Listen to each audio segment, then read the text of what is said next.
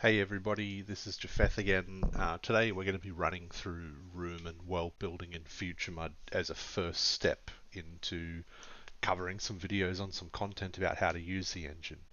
So the MUD that I created in the last video, I've got it here for us to connect to. It's pretty much the blank world that comes with the seeder. So when it creates the world, you have this single room here, which is your guest lounge, and nothing else. The rest of the world is there for you to build.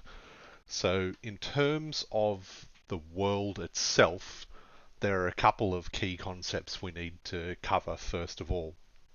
So the world is separated into things called shards, zones, areas, and cells. Now, I'll start at the top. A shard is essentially the same as saying something is a planet, or something is a plane if you've got some sort of extra planar sort of game. But basically, a shard is the highest level of organization. Shards have calendars and clocks that apply to them. So, for example, on Earth, we have clocks and calendars that are relevant to Earth because they're tied to, the length of a day and the length of a year and that sort of stuff. If you had a civilization on a different planet, they would probably have different calendars and clocks. So that shard would have different calendars and clocks. Shards also have their own celestial objects like the sun, the moon, etc., and know their relationship to them. So that's shards. When you first get the MUD up and going, there'll be exactly one shard, which is the out of character shard. You don't have to maintain a separate shard for the out of character shard if you don't want to. I think it's good practice to keep your out of character stuff like your guest lounge and any admin offices or practice building or whatever you do off in its own thing, but it's by no means required. So if you want to, you can take that existing shard and rename it and use it or whatever. But for our purposes, we're going to create a new one.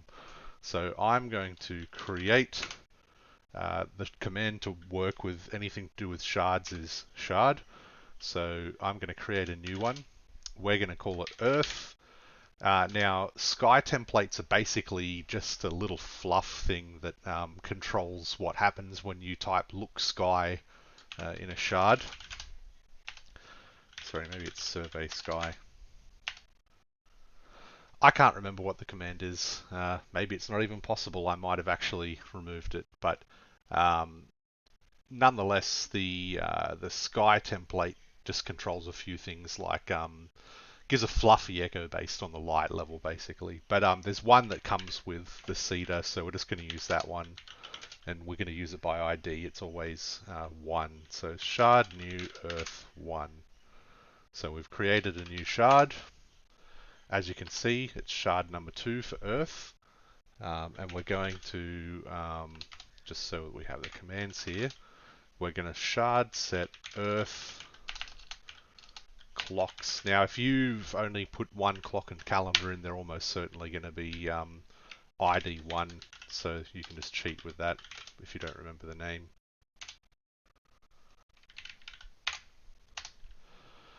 Right.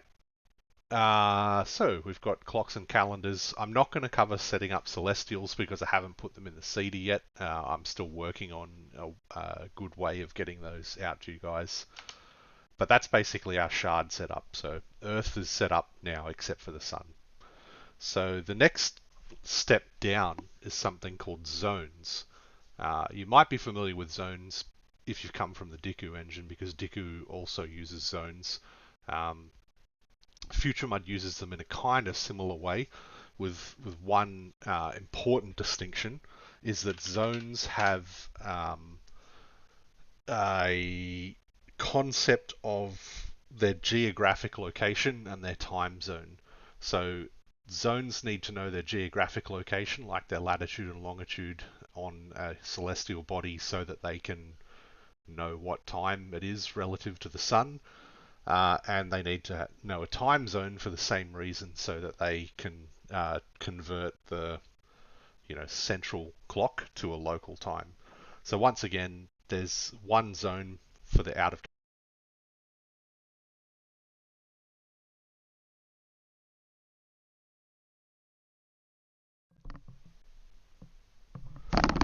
there's one zone for the out of character area, and it's simply called the out of character zone. So we're going to make a new one for our new shard. So zones belong to shards.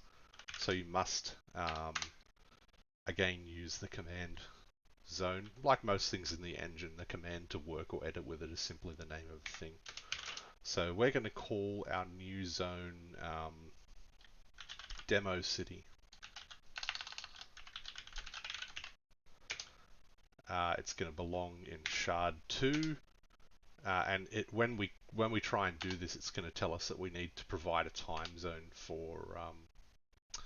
Oh yeah, I should have mentioned that first of all. Um,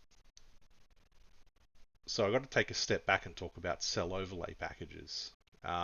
Everything that you do with building rooms involves using cell overlay packages. Now, rooms, cells, they're the same thing. They it's kind of a hangover of a earlier naming convention in the mud. I no longer like the name cells for rooms, but it's too deeply baked into the engine to back out at this point. So whenever you hear the word cell, think room. And the way rooms work is that they have these things called overlays, and overlays control everything about the room. Its name, its description, how it behaves and interacts with weather and sunlight, its terrain type. All of these things are controlled, even which exits are available. They're all controlled through these overlay packages. And a room can have multiple overlay packages. So why would you want to do that? Well, there's a couple of reasons. The first reason is it allows us to build on the same port that is live without needing a builder's port and without affecting the people who are in the room. So you can be working on completely redoing a zone, changing all of the room information, changing everything about it. You're using a separate package while you're building. You're seeing the impacts of your building, but the actual players that are walking around the zone are not impacted by your building until you make it live. So that's one thing about it. Um, on a similar note, you can, it ties into our more general review and approval system, which is better for established MUDs to, have a little bit of review of the quality of building, and you can roll back things if you're not happy with them. But another scenario is that you have two sets of packages for different scenarios.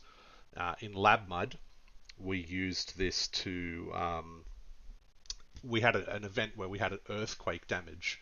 An earthquake, and we wanted to have the rooms change from when the earthquake happened to reflect the damage that had happened. So we went around building all of this stuff in a separate package, and when the event happened, we could swap that package in, and all of the building was instantly in place. And when the event was over and people had repaired the damage, we could swap the old package back in, and the rooms went back to normal. So all of that to say that we need to have a cell package open when we create a zone, because when we create a zone, it will create a room. So cell package new, and we're just going to call this Demo City is going to be the name of the package. So now that we've got this package open, we can create the zone. And once again, it's going to whinge at us that we didn't specify a time zone for UTC. I know that there's only one time zone that comes with it at the moment, so I'm just going to, the time zone is UTC. There we go. So now we have two zones. We have Demo City, which is a new zone, and it has a single location.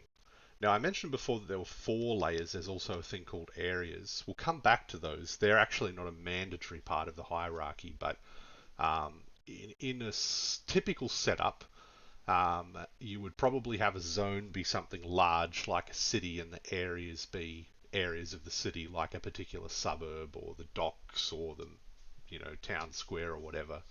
Um, Areas can actually go across zones. They don't have to be in a single zone, and you can override the weather in an area as well. So there's reasons you might do that, like if you had a cave network or something that had its own weather system, and you didn't want to make it a separate zone.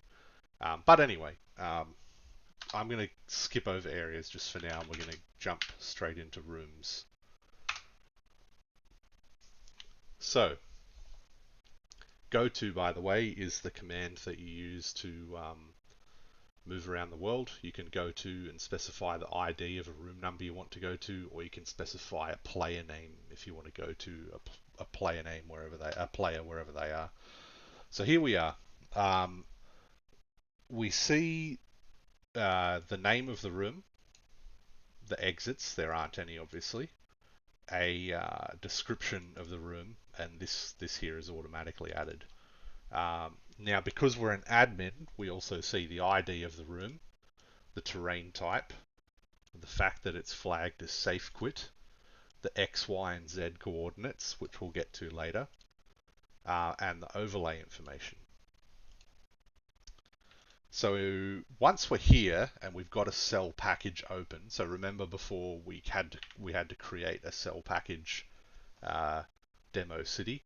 We've currently got that open, but if we didn't, package list.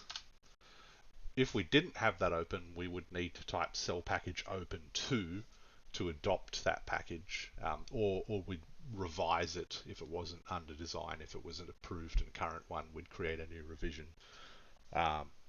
Anyway, so the cell command mostly goes off cell set. So we're going to call this the town square. Actually, the forum, because we're going with that Roman theme. And we'll cell set the description, drop us into an editor. This is a forum.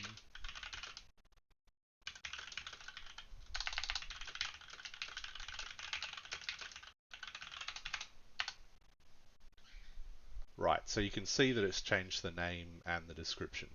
We'll also change the terrain to forum, which is one of the built-in terrain types. I think that's all we need to do for this room for now. So now that we are happy with the room, the way that it's set up, I want to talk about something else that's a part of the engine that you might not be familiar with because it doesn't exist in Diku. So there's something in this engine called layers. Rooms have layers, and it's a way of automatically doing things like flying and swimming and that kind of stuff. What layers exist in a room is determined by its terrain. So if I type all the terrains here, they all use a thing called a model. So the various models do different things depending on what they are. So an outdoors model has a ground level and in the air and a high in the air layer. Caves just have ground levels. They don't have in the air levels. Similarly, indoors, because this layer here has a water layer and it specifies fluid number 6 as its which is probably water, to be honest with you, or swamp water or something, given it's a bog. Anyway, those are automatically applied. Most of the terrains are set up in a quite a logical way. If you make a new terrain type or you want to change something, you can. It'll affect all the rooms that it's in automatically. So because we're an admin and we have the imwalk ability, we should just be able to go into the air. Oop, got to start flying first. Alright, so we're now in the air above the forum. So if we were in the air, we wouldn't be seen. It's almost treated like a separate room. The items and the characters that are visible are dependent on the layer. We can also go to high in the air. And if we stop flying and we turn im walk off so that we're not immortal, or not im walking, should eventually catch on.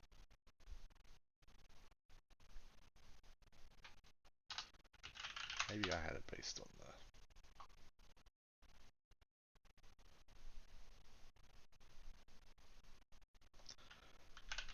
Well, I'm not sure why that doesn't want us to...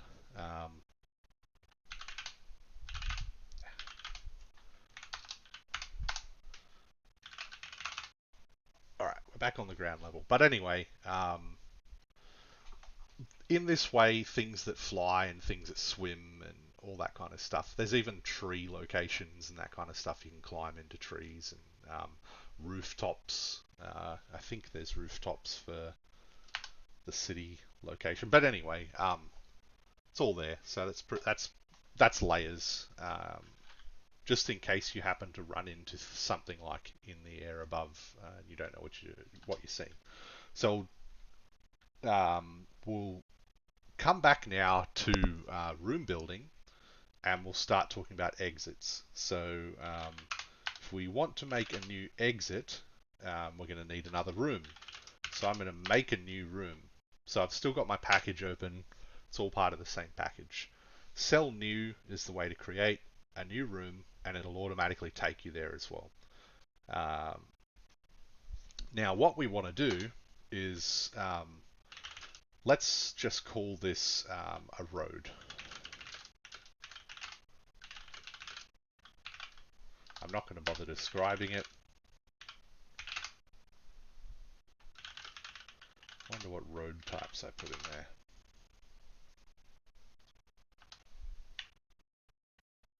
Oh, yeah, I probably called it street. Nope.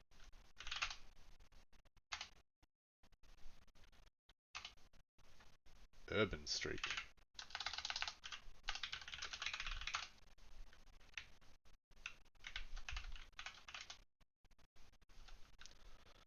Okay. And now we'll link this back to the forum. So the way that you make two-way exits in FutureMUD is with the link command. So from the room that you're in, you type link, then the direction that you want the exit to go in, and the ID of the cell you want it to link to. So the forum was 2. This will make a south-north exit. So if you see now, we've got a south exit. If we go south, there's a corresponding north exit. We can go back and forth. There's another thing you can do with exits that's an important thing to note. So we're going to make a new cell again. We'll call this tavern.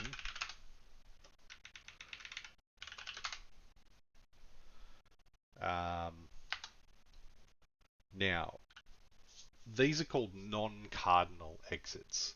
So cardinal exits are things like north, south, east, west, etc. You can also do the ones in between, northeast, southeast, etc. They're optional. If you don't build them, you won't need them. I know RPI people have very strong feelings one way or the other about them. There's also up and down exits. However, I would caution you that the engine treats up and down exits as either climb or fly based exits. So if you want to do up or down the way the engine uses them for just regular exits, you have to do something different, but we're going to get to that.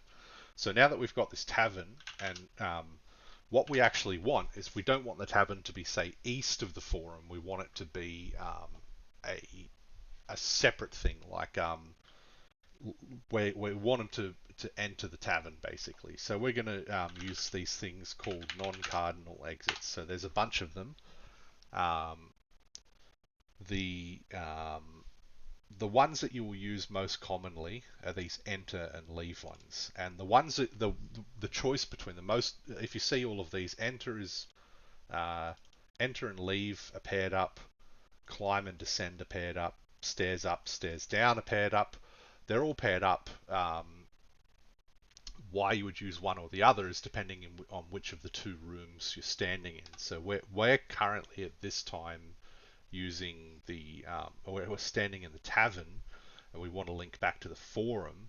So we want the keyword while they're here in the tavern to be leave, basically. So cell nlink instead of link for non-cardinal exit. The template that we're going to use is going to be the leave template. We're linking to cell 2, which was the forum. Now the keyword is just what they type, so enter what or leave what. So we're going to put tavern. You can have a different keyword for both, but we're going to use the same in this case. And then you can give them a longer name. So we're going to call it, I don't know, the Wolf's Head Tavern.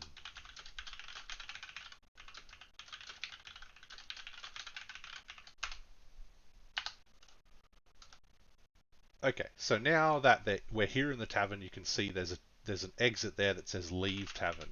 You can just type leave if there's only one thing there. Like if there was multiple leaves, if there was like a leave tavern, and then there was something that was like leave to alleyway, you would have to specify. But being as there's only one, and you see the other side, the corresponding one is enter tavern. I would need another person to show what that's actually looking like. But the echoes, when people come in and out of the tavern, will basically say like such and such is walking out of the Wolf's Head Tavern. So that's where this name comes into, or they're walking in towards the Wolf's Head Tavern, or something along those lines. I didn't think this through. I don't actually have a second person. I don't have any NPCs set up, and I don't want to go over that right now. So we've got our tavern. It's not a cardinal exit. That's one type of non-cardinal exit. Now we're going to put a door on this exit. So how you make doors is the cell door command. Hang on, maybe it's cell set door. That's the one. So we're going to cell set door tavern. You know what?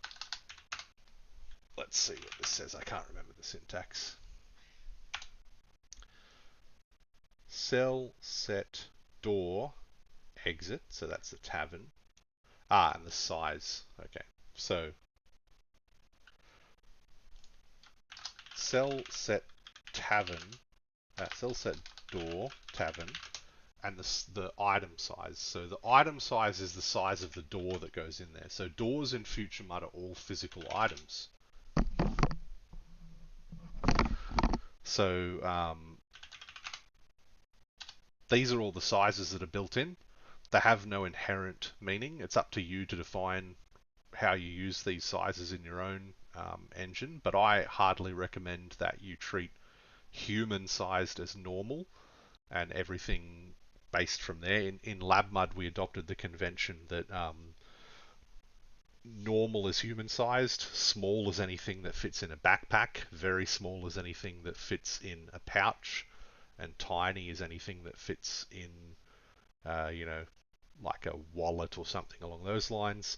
Doors are large, tables are large, gates are very large, etc. So we had some conventions there, but you can adopt your own conventions. But in this case, I'm going to build the door as size large. Alright, so that has set the tavern exit to accept doors, but you actually have to install a door if you want it to have a door. I happen to have prepared a door earlier. So there's my door. I've got a door, and as an admin, I just type install door tavern. There we go. So now you can see the enter tavern exit has an open door. We can close it. We can open it using the keyword. We can look at the door of the tavern. You can install locks. At the moment, I only have door types that don't have integral locks built into them. So you actually create a separate lock item and then install the lock on the door. But for now, anyway, let's just leave that door as is. That's doors for you. If we go back into the tavern, I'm going to show you how you would do, for example, a staircase. So let's say this tavern has an upper landing.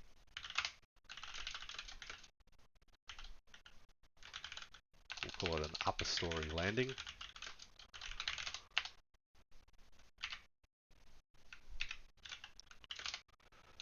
And then we're going to link it back downstairs. So I'm going to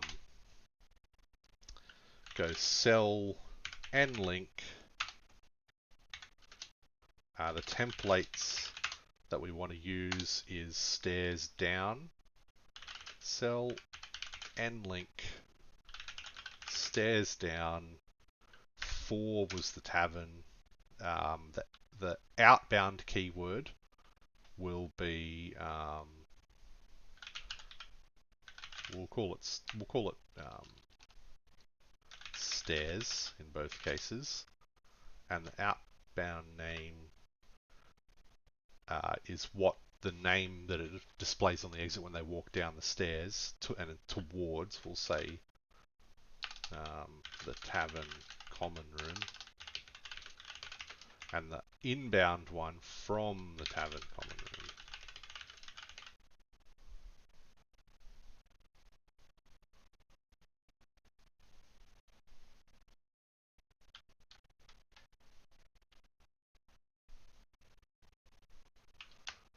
Actually, let's just call it the stairs for now. My building brain isn't working properly.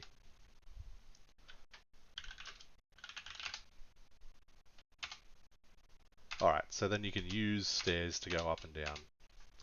I think in the version that you guys have, because I had to fix this up in the Cedar, instead of use being the keyword for stairs, it's actually ascend, it's climb or descend.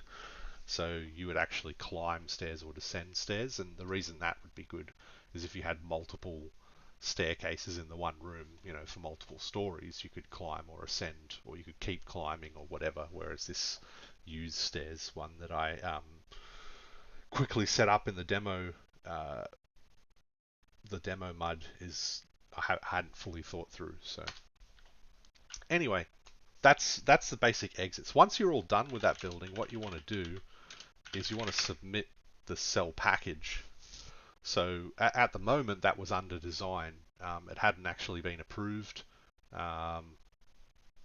We'll submit it all. So once it's submitted, somebody has to review it. So let's presume that I'm a different admin. You can run it however you want. In the early days, you're probably going to have everybody reviewing their own work, but the engine is set up to permit you to deviate from that plan and have actual reviews or whatever. So I'm going to review this myself. So when I review it, it says that there's a bunch of cells that it applies to. The person who's reviewing it could adopt that package, wander around, check the descriptions or the setup, and decide whether they're happy to do it. And then they either accept or decline. So I'm going to accept it, and then I'm also going to swap it. Swapping it makes it the live official cell package. I didn't need to do that in this case because it was the first time that that those things had been built. But let's say now, for example, I realized I called this a tavern, but in the exits I refer to it as the Wolf's Head Tavern. So I want to go back and fix that. So So I look at the cell packages and I go, okay, well, I've got to revise that demo city package.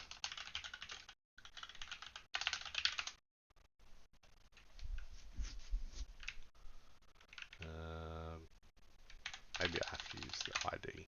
There we go. I'll fix that. So we've actually created a new revision. So if you see earlier, we had an ID of 2 and a revision number of 0. We're now editing ID to revision 1. So any changes we make are on this new revision. The old revision is still there. It's always going to be there. It doesn't get overwritten. So now if we did cell set name, let's see, the Wolf's Head Tavern.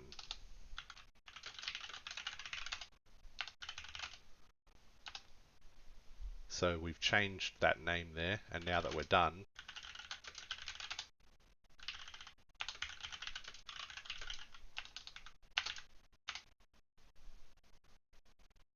so we've got this new building, we've changed the name, sell, package, accept, yes, that's right.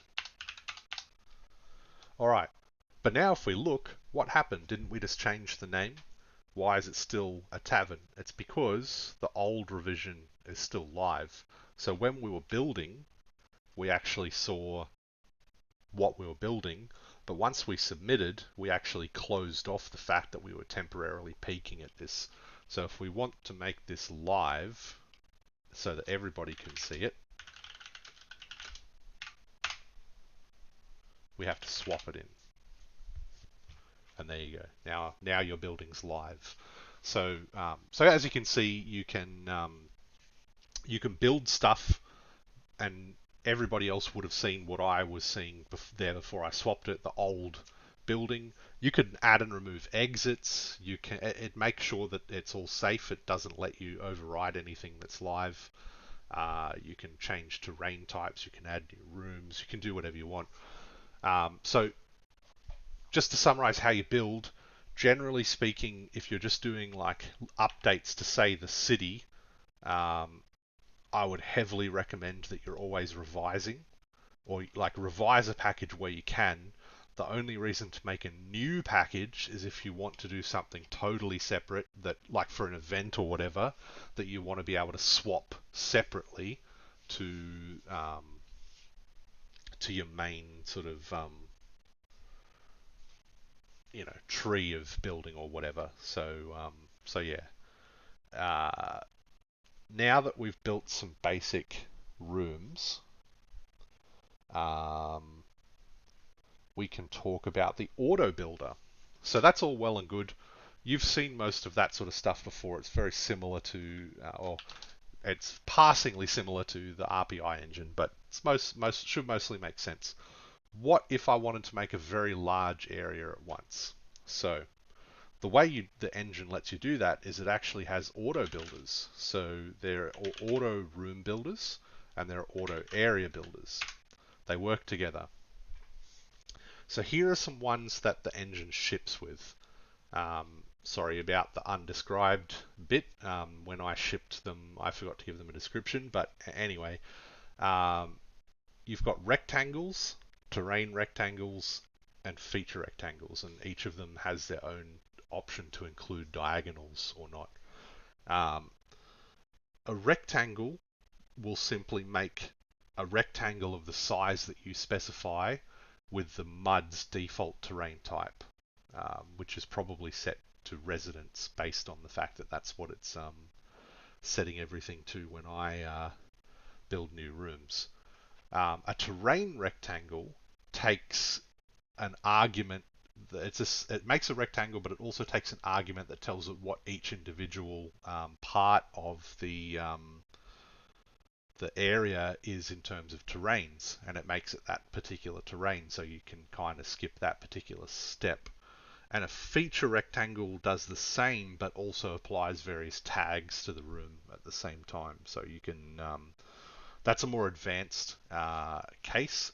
I'm going to talk specifically about the rectangles today, and I'm going to cover the terrain rectangles and a slightly more advanced thing you can do than either of those, but you have to set it up. I'm going to talk about them in a future video. But let's just say right now I need to make a 5x5 forest.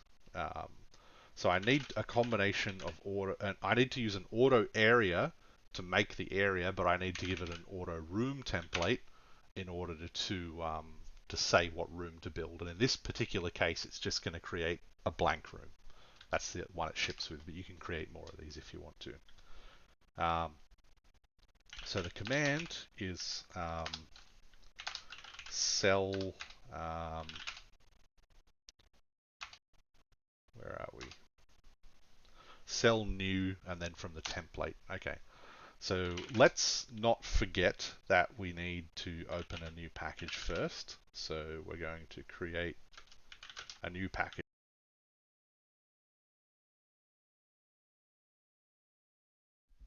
called Wilderness. And then we are going to cell new, and we're going to specify the rectangle. So it says I need a height for the rectangle. So let's make it 5 high.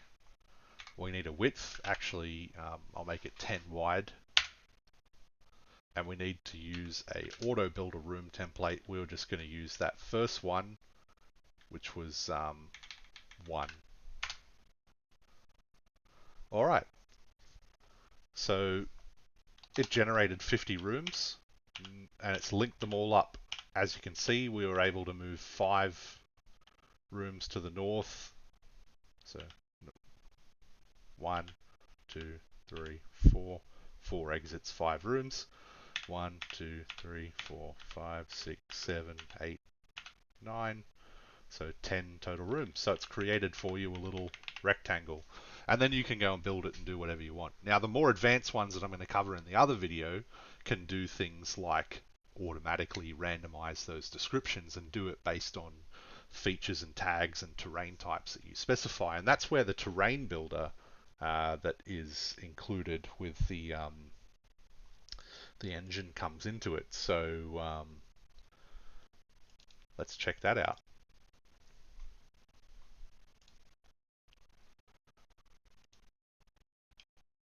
So this makes building large areas a lot more fun, really. So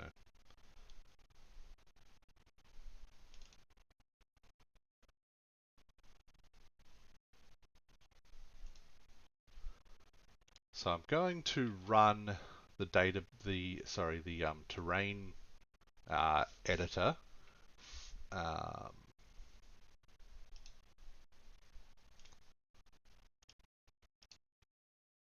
Sorry that it is taking a moment. I didn't have it shortcutted.